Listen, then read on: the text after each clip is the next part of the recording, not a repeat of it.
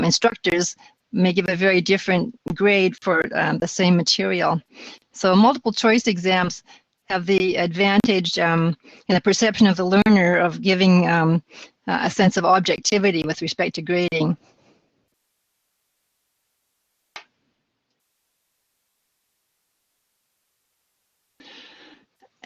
So in this study, they report directly comparing the functionality of integrated testlets and constructed response questions in introductory physics exams. And to do this, in what I think is a really well-designed study, constructed response questions were converted to concept equivalent integrated testlets, and both sets of questions were deployed in the midterm and final physics exams with quite a large body of students, about 250 or 240, I think. They found that both question types provided adequate discrimination between stronger and weaker students, with the constructed response questions discriminating a little bit better than the integrated testlets. And they said there was some indication that the difference in discriminatory power might be the result of guessing, which is inherent in multiple choice testing. So that's one of the things we want to look at as designers of questions and quizzes, is how we can limit any guessing, if possible, as much as possible. An analysis of interrelator score or inter-rater scoring on the constructed response questions raised serious questions about the reliability of granting partial credit, as I mentioned earlier. And they also found evidence that the partial credit granted in the integrated testlets was done in a valid manner. So we're going to quickly look at a little learning theory. The first, Bloom's taxonomy, is probably very familiar to everyone who's in the education business. And the second one is, I'm going to briefly mention a study I found which talks about the difference between complexity and difficulty in creating questions. So we're all familiar with the Bloom's taxonomy. The orange one on the right is the new one, the updated one, which has now been expanded into a matrix with these 6 cognitive processes along one axis, and this knowledge dimension, which has now become remember, which is a more accurate way to talk about recall. The knowledge has been dimension has been expanded into this matrix, which we'll look at for those of you who haven't seen it. Here you see the 6 levels in the cognitive process dimension, and then the knowledge dimension is expanded as factual, conceptual, procedural, and this new one, metacognitive, which is extremely useful as being a more precise way to talk about things like critical thinking, problem solving, and learner motivation. But it's really, this is used a lot. I'm mentioning it because it's used a lot not only to evaluate learning outcomes, but also to evaluate questions like multiple choice questions. What level of learning are we testing with our multiple choice questions? So for example, if you're doing if you're presenting students with a quadratic equation, it's a kind of procedural knowledge. You're asking them to remember how to do to remember the formula, to understand how to apply it, and then you're asking them how to actually apply the formula. So this is an example of how you can evaluate your multiple choice questions for levels of learning.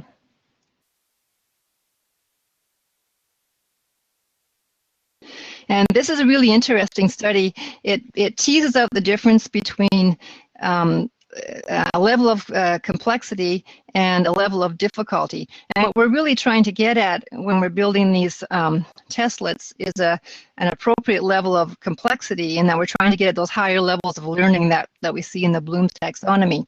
And often, what the study found is that often subject matter experts tended to make things more difficult rather than thinking in terms of complexity, which is what we're really trying to get at. we don't want to discourage learners. We want them to, we want to improve their understanding or help them improve their understanding. So I'm going to try a poll question for those of you who are online. And the question is, what is a testlet? And here are the possible answers to that question. I don't know if people, oh, here comes one, good.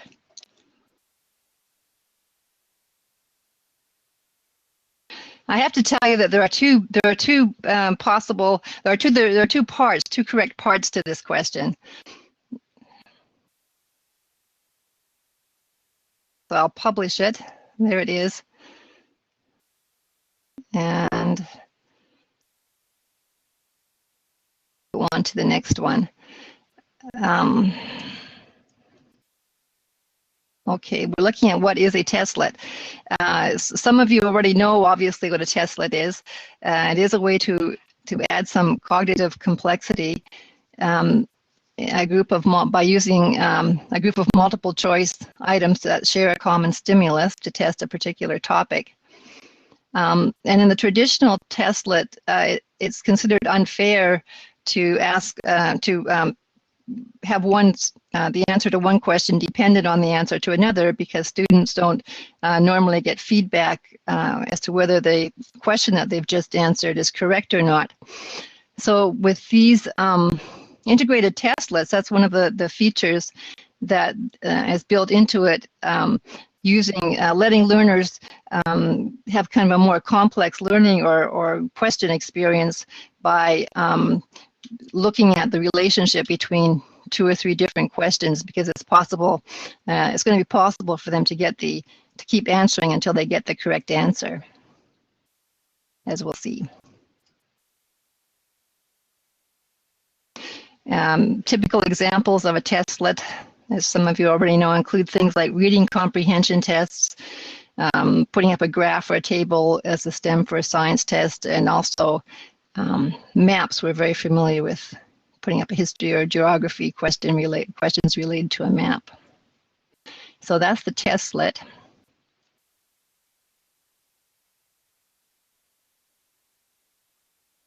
And here's an example that I created in Moodle. At the top is a question type called description, which, as those of you who've worked with the test know, is not really a question at all. It's just like a label where you can put some information. So we use the description type question to establish the scenario. And then here I have three questions about that scenario. Okay, I can zoom in if I use the mouse wheel. Also, I think people who are watching online can look in the bottom, the lower right of their screen, and choose a different layout. The presentation layout, I think, makes it bigger. But I'm not going to zoom in on this one. Maybe I'll zoom in on a later one. This is just a sort of, just a broad picture of what the testlet might look like in Moodle. So the integrated testlet combines the testlet with something called the immediate feedback assessment technique.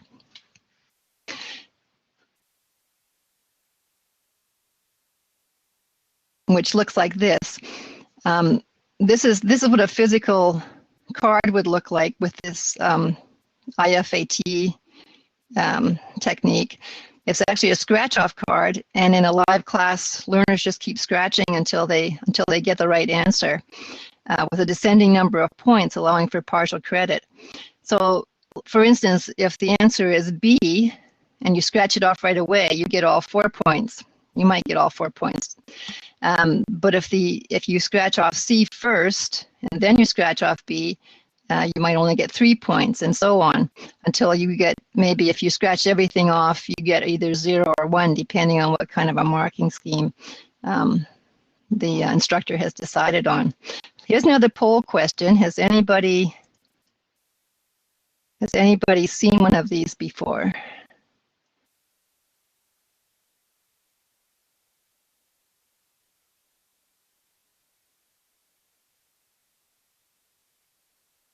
Okay, it looks like a couple of you have. I've seen them.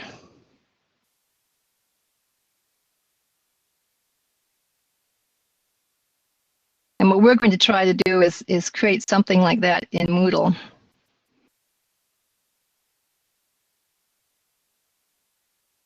So just to kind of recap, the integrated testlet is a specific application of this IFAT format. Several questions are based on one passage or example, as in the traditional testlet. But in this integrated testlet, the questions are closely related. That is, one answer might depend on a previous one in what they call queuing. And to quote the authors of the study, they say it provides the procedural advantage of multiple choice testing while maintaining the pedagogical advantages of the constructed response questions.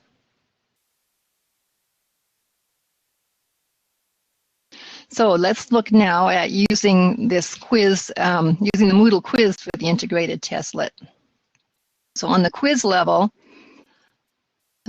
some of the things that we want to consider are setting up the testlet with at least 3 options. We'll set the quiz at the adaptive mode, and we want to indicate whether the answer is correct, but we do not want to show the correct answer during and immediately after the quiz. And on the question level, as we're designing the questions, and in this, as for all multiple choice questions, design is extremely important, taking care in the design. We want to make the connections between the questions such that learners might try to figure out the answer of one from the content and correct response of another. And we also want to set a small penalty for incorrect answers. Just a reminder of something that all you educators probably already know, which is that while there are many advantages to multiple choice questions, it is difficult to construct good test items, and it's also difficult to come up with plausible distractors, but it is important in the design to spend some time to make this work well. So here's another poll. Have you ever looked at the Moodle quiz settings? I'm expecting that most people will say yes.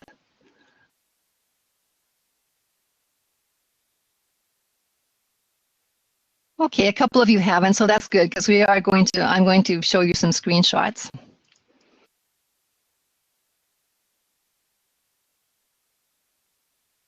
And this is a screenshot of the quiz. When you're setting the quiz up, this is one of the first things you'll see. And I'm going to make it a little bigger, I guess. So as with all quizzes, of course, it's really important to give the learners they need to do it properly right up front, so they don't wonder what is supposed to happen or what they're supposed to be doing. So we tell them to choose the best answer, click on the check button to see if their answer is correct. We tell them that they can continue to submit answers until they're satisfied with the outcome, which is like doing the scratch-off IFAT card. And we also inform them there's a penalty each time they for each wrong answer. We tell them to click on Finish Attempt when they're ready to move to the next question, and then at the very end, they would submit all and finish. Something else I wanted to point out was the attempts allowed. That's an important setting. If it's some kind of summative exam, like a midterm or a final, of course, you want to allow only one attempt. But you can also set these up as practice quizzes with unlimited attempts or a specific number of attempts if you want to. Also, let's see, the layout is important too. It should be as shown on the edit screen, and the number of questions you allow is also important for each page. Like if I have an integrated testlet question, I will have the scenario will be the description question, so that's 1, and then my 3 answers make 4. And so I've set it up so that in this quiz, on every page there'll be one of these testlet units with a scenario or description and then 3 questions.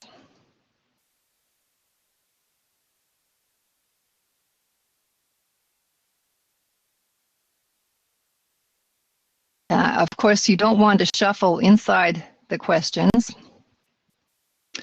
And this is an important setting, the adaptive mode, which allows learners to keep trying. So even though you've got the quiz setting at limit to 1, you can only take the quiz once.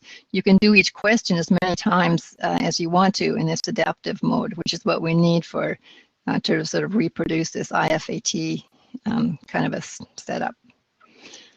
And here's another thing. If you're using adaptive mode, you have to have whether correct checked, because they need to be able to see that.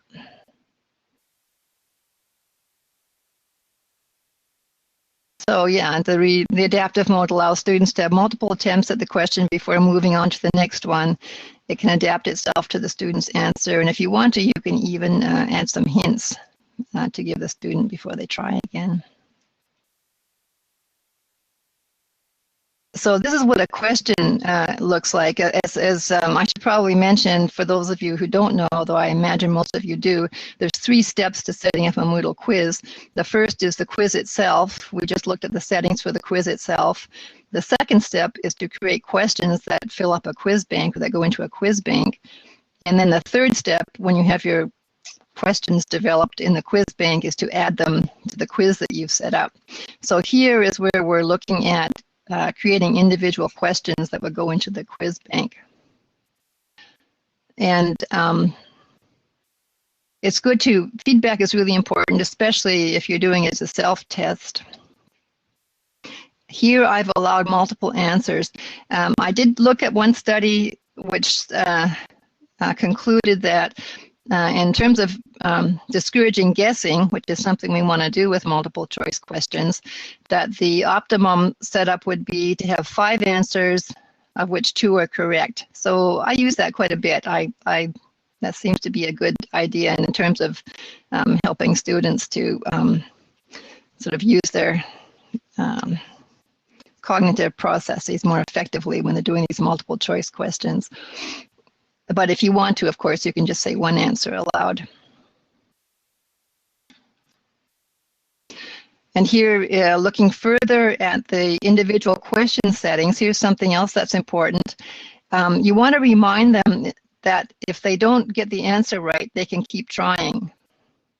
So the feedback for either a partially wrong response, which you get when you have more than 1 correct answer, which you can get, or a completely incorrect response, is to say choose another answer and click on the check button again. Here, the penalty for each incorrect try is set at 10%, which is the lowest that our server is set to allow. And I believe that you can get your administrator to set it at a much lower level if you only want them to have like a 2% or a 5% penalty.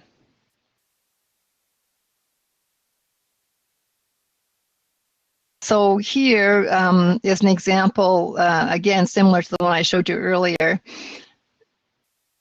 except I'm going to give an example of how this one might work.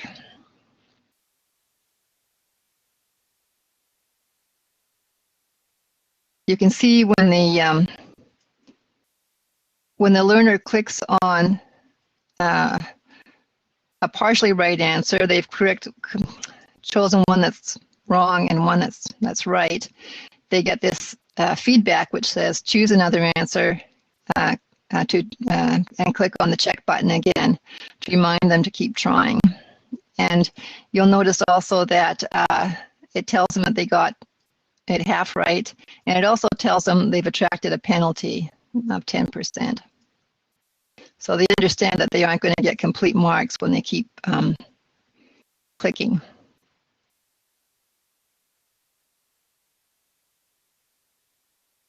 So in this case,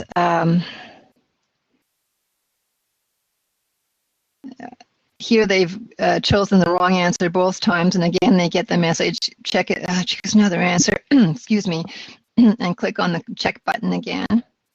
And then of course if they get the answer completely right, they just get a little message of your choice. It's nice to get feedback.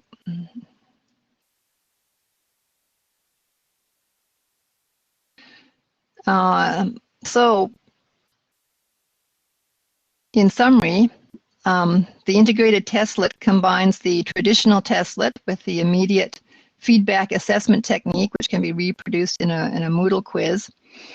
It's a way to evaluate or to teach higher level skills and learning in self-tests or summative exams. And I say teach because self-tests are a very good way to teach. They aren't just tests aren't just for evaluation. And one of the authors that I've included in my list of references, Robert Bjork, has written quite a bit about the using tests as a way to teach rather than a way to evaluate learning. And again, it's efficient, cost-effective, and reliable if the questions are well designed. So I'm wondering about time. I think I've just about used up my 20 minutes. Does anybody have any questions to type? Oh, I have 1 minute left. Okay. If I'll show you. I like these references. I found these very useful. There's a couple of pages of references that I've got in this presentation, and if anybody would like, and a few resources too. If anybody would like a copy of the presentation so they can take a closer look at the references, this is my email address. So feel free to send me an email and ask me for a copy of the PowerPoint presentation, which will have some notes in it and also the references.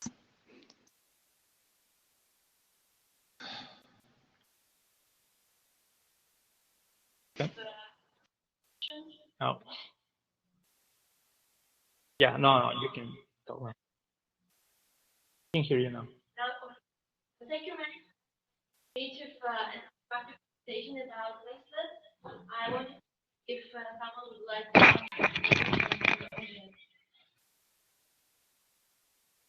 Yeah, okay, thank you. I'm sorry I couldn't understand that the audio wasn't quite where it needs to be. I'm assuming you said goodbye to me, so I'll say goodbye to you. Goodbye and thank you. Very much. Have a good day. Okay.